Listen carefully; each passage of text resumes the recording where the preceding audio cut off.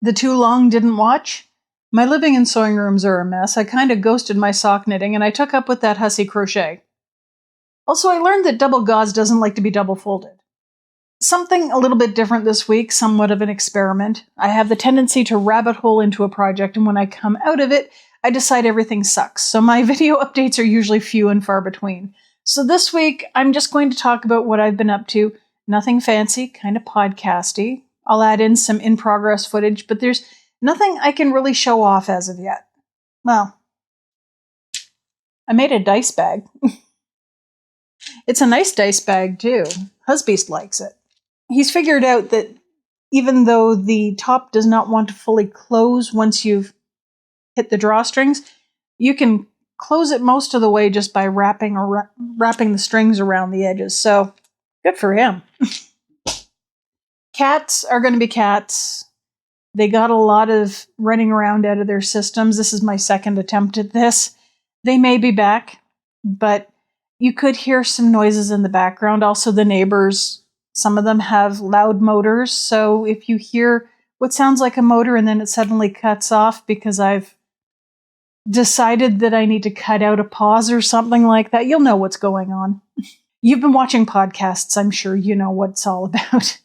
So first things first, because the past month has been kind of busy and we're going to want to catch up, we're in Calgary's rainy period, and it spans the last-ditch snowstorms in May, the month of June, and thunderstorms during Stampede at the beginning of July.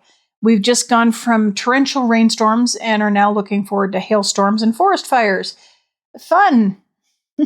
I promise you I'm telling you this for a reason. I wouldn't mention something as mundane as the weather if it wasn't important. Hi. Cat. So around this time last year, we realized there was water getting into the basement, and we tracked it to the chimney, which is over here, and an area at the front of the house over there. Prior to his passing, my dad didn't say anything about the basement other than he wanted to gut it and refinish it, which never happened. But from the ceiling tiles that are missing in the drop ceiling down there, I'm pretty sure he was checking for leaks. I contacted a local roofing company whose website specified they work with chimneys, did the inspection, pointed out what we saw as problems, and waited for November for them to come out and do some roof maintenance. Fast forward to June of this year, I'd had some suspicions that we weren't out of the woods with the chimney, mostly what sounded like water dripping on the fireplace insert. We had a huge storm roll in, and on a hunch I went downstairs to find water getting in by the chimney. Thankfully, due to all the yarn that I had donated to Jamma Grandma's this year, I had a bunch of empty Sterilite and Rubbermaid bins, so I got those under the leaks fast and moved everything else out of the way. And that everything else just kind of moved over to that side of the basement, which is where my sewing area is, so things are pretty cluttered. There are two cats who are doing their best to be as entertaining as possible right behind you. I am sorry. So the roofers have come out since. They've done some temporary repairs to get us through until they replace the chimney cap. No ETA on that. I can say that the chimney has been a lot quieter throughout the second half of June, and the basement carpet has remained dry. And I know some folks are probably going to comment about the risk of mold. We're keeping an eye out, but so far so good. Not a lot of water fell on the carpet, and things dry out pretty quickly here. Also, we have a friend of the family who has taken a pretty good look at it, who is a house builder, and he's pretty sure that we don't have to worry about that. Yay.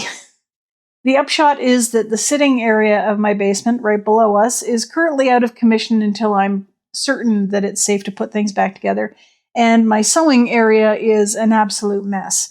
I mean, I probably could sew at my faff if I wanted to, but it wouldn't be very pretty or very comfortable. There's also a part of me that wants to reorganize a few things in the sewing area. The cats have been using my cutting table as a launching point to get into the drop ceiling, which is not ideal. I'd also like the husband to be able to use the cutting table for his Warhammer gaming if he and his friends don't want to go to one of the local stores where they'll feel pressured to buy more stuff. I know, in this economy. Or more likely, where they may have a restriction on using 3D printed figurines, because I know quite a few of the guys have been printing their own instead of buying super expensive branded merch. So that means making the space a little bit more welcoming for anyone other than just me trying to squeeze around the edge of the table so I can cut something. I used to have things set up so most of what I needed was within arm's reach, whether it was an ironing board, rulers, or the serger. Right now, everything's just all over the place, and while getting up to move once in a while is a good thing, it means I spend more time searching for something, setting it up, making sure the cats aren't going to be in any danger, like a hot iron, and generally breaking my working flow. I'm also finding that the current setup takes up a lot of space, and while I can get some lovely footage of the back of my sewing machine, it's harder to get my own point of view because there's not a lot of room behind me.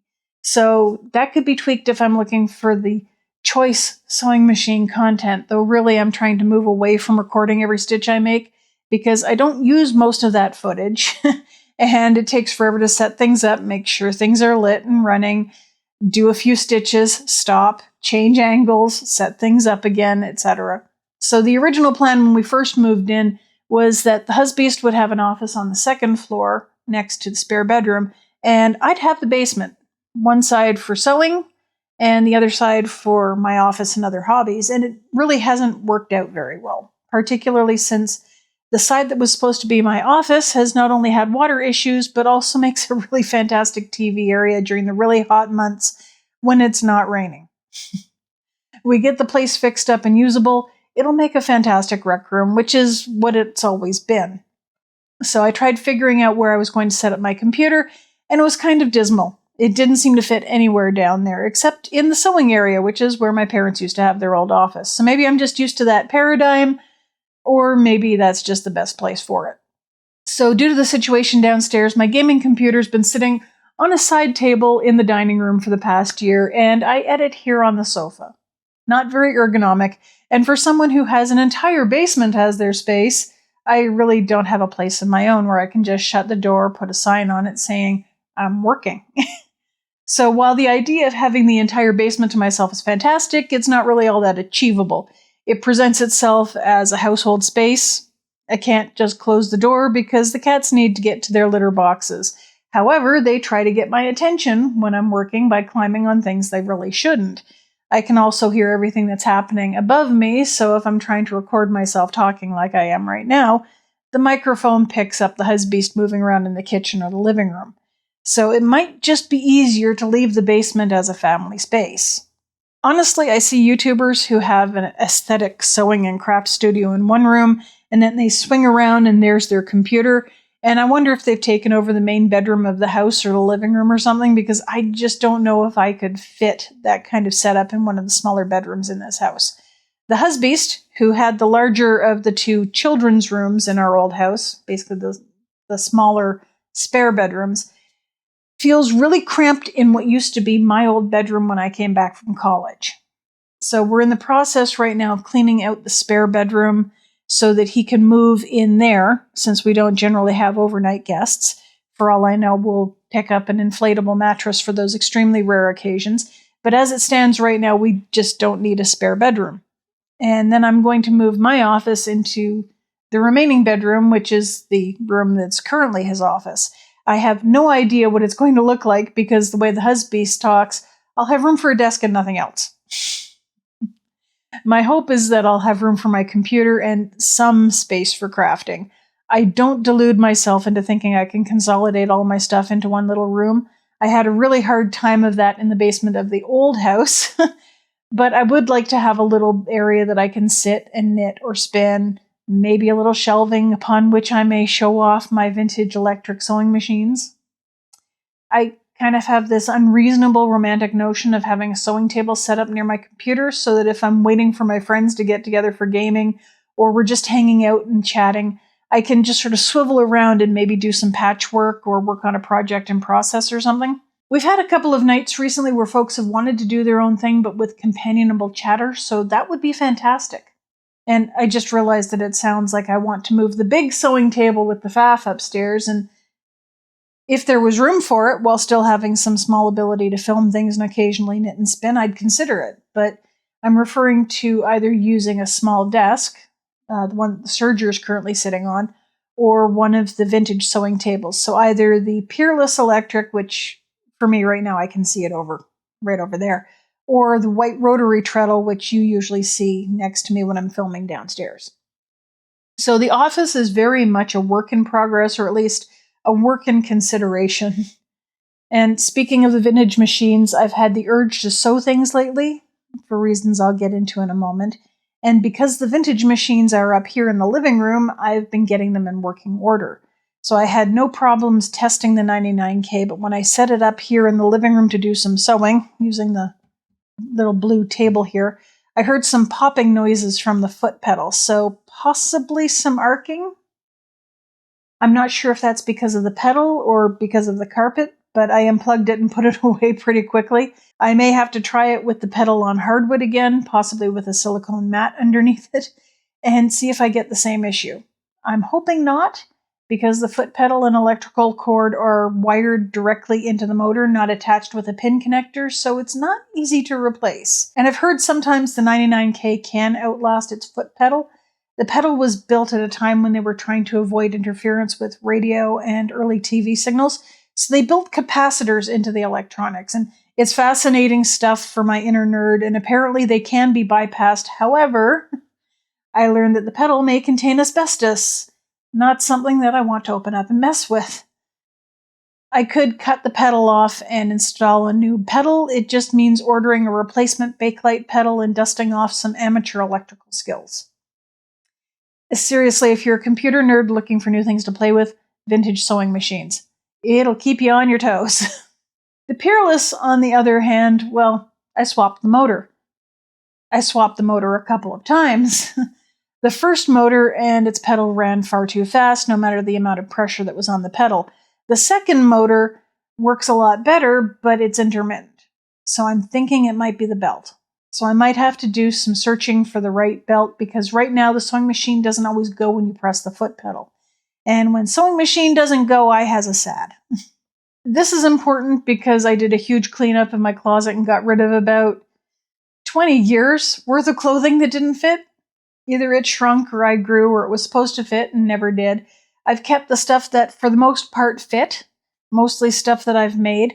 I have a small collection of things that I almost fit into in case my weight drops, and what I call the wishful thinking collection. Stuff that I couldn't wear right now even if I tried.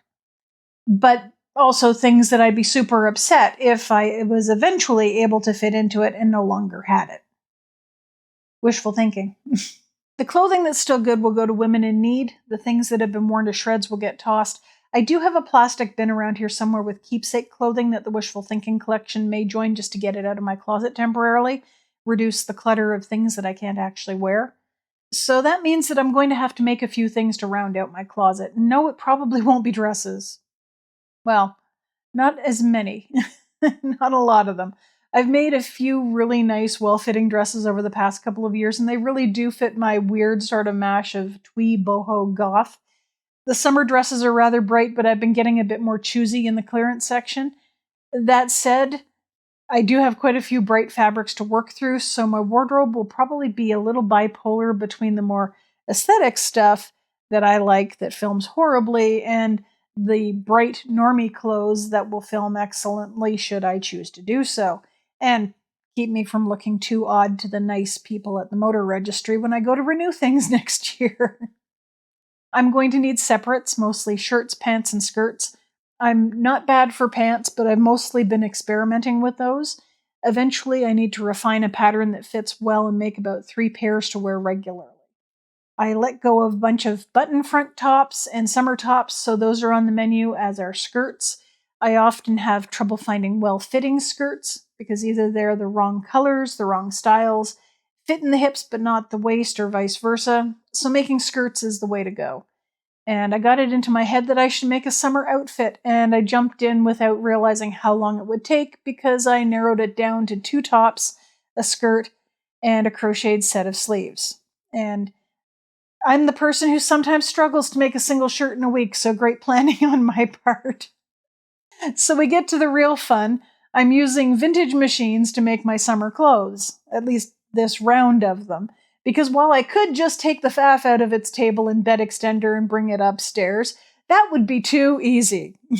Plus, it gives me the chance to play with the other machines in my possession to one degree or another. I mentioned right at the beginning that double gauze doesn't like to be double folded, and I know that because one of the things I've been working on is a tank top made out of leftover fabric from the Wednesday Addams dress from, I think it was a couple of years ago now.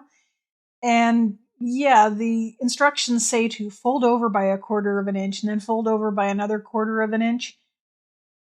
And the hem was so stiff. It was so stiff. I wound up having to rip out the hem and just do one turn uh, with the serging along the back. And I had just gotten myself some rainbow serger thread to put into the loopers. So there's this lovely little rainbow around the bottom of the hem that you'll only really see if my hem flips up or is flapping in the breeze. But I know it's there, and that's kind of cool. But yeah, double gauze does not like to be double folded unless it's a nice wide hem. Anyhow, while I'm drinking my water and catching my breath, I'm just going to remind you to boop the like button if you're stuck with me so far, and maybe check to make sure that you're subscribed. As always, my sincerest thanks to my supporters, my channel members and Patreon patrons, who help keep me in fabric and yarn even when I should be working from the stash. If you too are interested in becoming a member of my little craft coven, there's a link to Patreon in the video description, and channel memberships are available down below. Or if you're watching on TV, fiddling with the remote can get you there. I just can't guarantee it's not going to also do other things. Anyhow, if memberships aren't for you, I'm just glad that you're watching, or at least letting me keep you company whilst you clean, work, or commute, or any number of other things. I do feel a little bit bad because I haven't really done any sock knitting all month. I opened my mystery project yarn, set it aside until I can work on it, and I just haven't gotten around to it. And part of the problem is that I want to learn how to use my circular sock machine. Unfortunately, I don't have a lot of places I can bolt it to, and I have a similar issue with winding yarn. Right now, the best place to do all this is the cutting table downstairs, but it's cluttered and cramped for space and, as I said, in bad need of reorganization. Isabella of Breathing Yarn recently talked about what it was like watching YouTubers with fancy sewing rooms because she sews like a normal occasional hobbyist. She has to take her sewing machine out of storage and set it up at the kitchen table, and if she wants to serge something, put away the sewing machine only to take it out again when she's done. And here I am, a person with a space devoted to a sewing area, and I can barely get anything done in it. Less so now that everything's kind of washed ashore in there. Now I'm sewing in the living/dining area like I was 20 years ago, making LARP costumes in our tiny apartment. Needless to say, the husbeast will be very happy when we can declutter our main floor and get all of my hobby stuff back to hobby places and he's not tripping over multiple sewing machines and piles of notions. I do keep the emergency backup sock handy in case I feel like doing some work on it. And I'm on sock number 2. Technically sock number 3. So this was sock number 1, which was, I believe, a toe-up sock with a forethought afterthought heel. And this, I do believe, is sock number 2.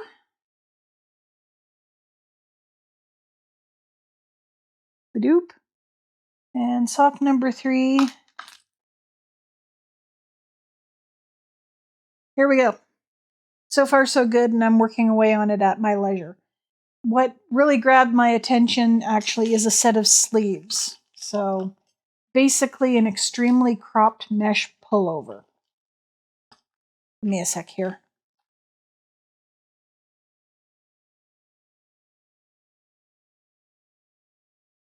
Haha!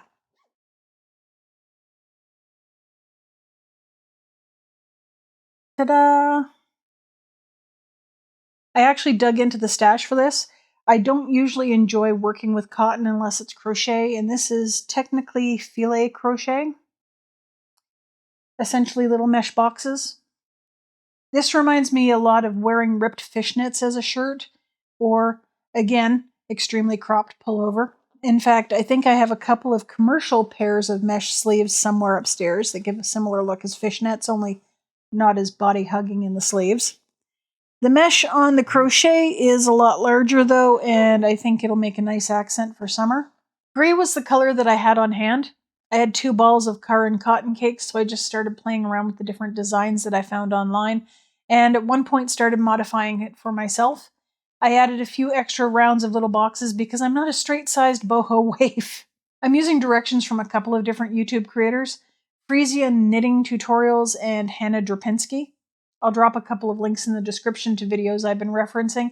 The torso of the project and initial arm construction is from Frisia Knitting, and I'm going to refine the arms per Hannah Drapinski. Maybe get a little bell sleeve action going on there. And I think I have enough yarn to do the trick. If I need to, I'll trim out the edges with some other colors that I have on hand and basically just sort of fudge it. And it's part of the overall idea that I have for the outfit that I'm making. I decided that I wanted something I could coordinate and will hopefully look cute. Would I have crocheted it in black if I'd had it? Probably.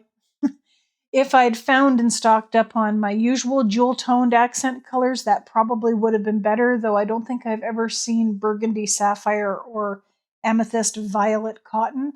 But I have the gray, and it'll do just fine. I'm trying to go for a breezy, light summer goth vibe. Seriously, it hit me in the past month or two that the person who criticized my wardrobe the most is gone, and I don't currently have to dress for an office job. So as long as it doesn't completely alienate my audience, I can dress the way that I want to now. The only one who really has any input is the husbeast, and I don't think he's going to mind.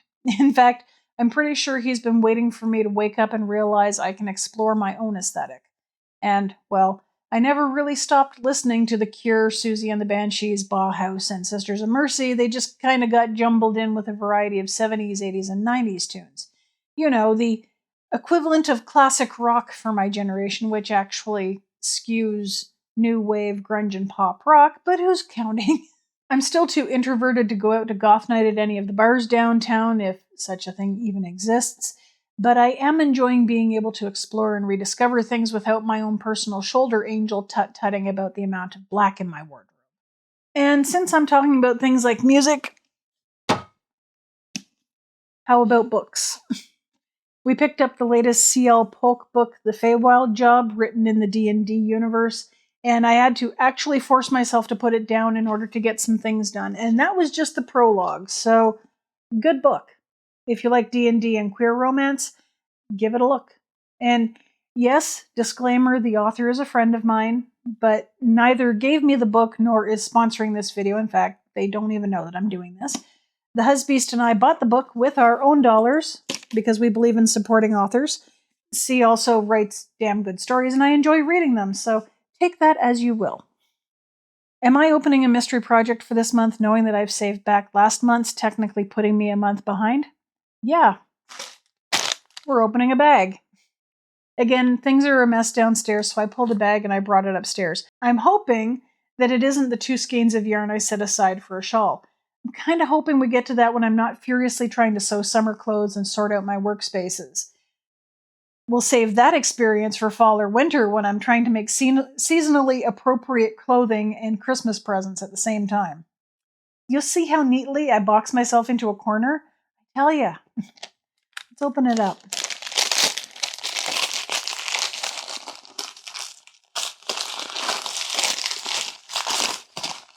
Whew. Yay! We have fiber, which means I get to play with the spinning wheel. It is hand-dyed by the Fiber Goddess. It's Fiber Goddess in Don't Underestimate the Importance of Body Language from The Little Mermaid, which is actually kind of suitable because we are in Pride season. I refer to think of it as just June as Pride Month because Pride Parade and Pride here in Calgary is usually in August, so it's just Pride season all summer. And considering we've just had Summerween, which I didn't really celebrate per se because every day is Halloween around here. There we go. Lots of purples and pinks and blues. So this is going to be a fun spin. It is 75% Polworth, 12.5% camel, 12.5. I can't talk. It's 75% Polworth, 12.5% camel, 12.5% mulberry silk, approximately 4.3 ounces. So yay! So now we're pretty much caught up. Thank you very much for spending your time with me. And hopefully I'll have more to report soon, possibly even a video about the outfit that I'm making. That would be pretty awesome, honestly. In the meantime, I'm going to get this edited and get back to work. At the very least, I promised the husband that I make him another dice bag. Yeah, another one. We have a lot of dice.